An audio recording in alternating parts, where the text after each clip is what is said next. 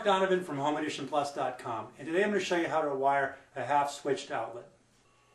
One warning before we begin.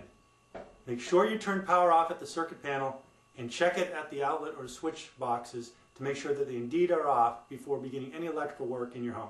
For this specific type of a wiring application, we have power coming in the base of the outlet box and then feeding the power up to the switch and then back to the outlet. At least for the portion of the outlet that's going to be switched. The bottom part of the outlet will have power going directly to it so that it is always active. For a 15 amp circuit, I'm using Romex wire.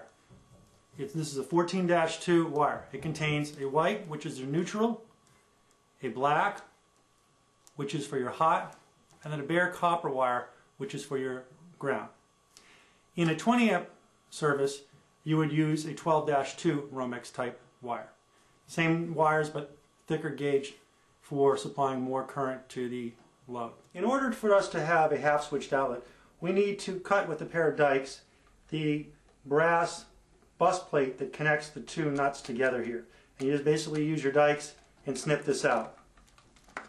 Now that we've snipped the piece of metal between the two nuts on the brass side of the outlet fixture, we can then power the bottom half of the outlet to always be on and the top part of the outlet to be switched on or off.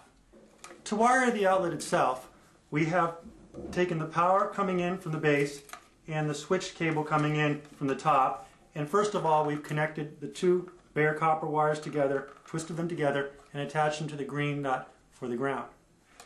We've also taken the white wire coming from the service panel from the base part of the box, and we've attached that as the neutral to the silver nuts on the outlet.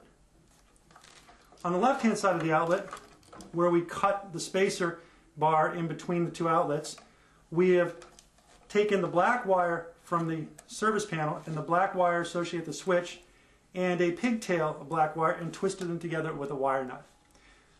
The pigtail wire connects to the bottom portion of the outlet on this nut, such that this outlet portion can always be fed.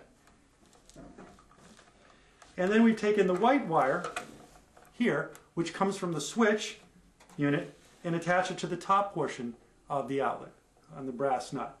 Notice we have a piece of black tape here. This is to indicate that this is a hot wire. You want to do this on both the outlet side and the switch side, such that you meet code. The switch side of the circuit is fairly easy. The one set of wires coming in, we have the bare copper wire connecting to the green nut on the single pole switch, and on the opposite side we have the black wire attached to the top nut and the white wire attached to the bottom nut, with again this piece of black tape to indicate that this is hot.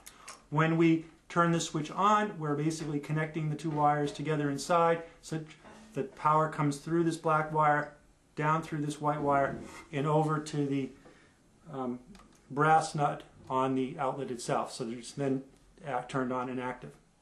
So we'll put this all back together and we'll test to see if the switched is now a half switch configuration. So we'll do a test of our half switched outlet. You'll notice here we have the wire plugged into the light up at the top portion of the switch, and it turns on and off. If we put the light plugged into the bottom half, you'll notice that regardless of what we do with the switch, it's always on. So that's it. Very simple to do. If you have any other home improvement questions, visit us at HomeAdditionPlus.com today.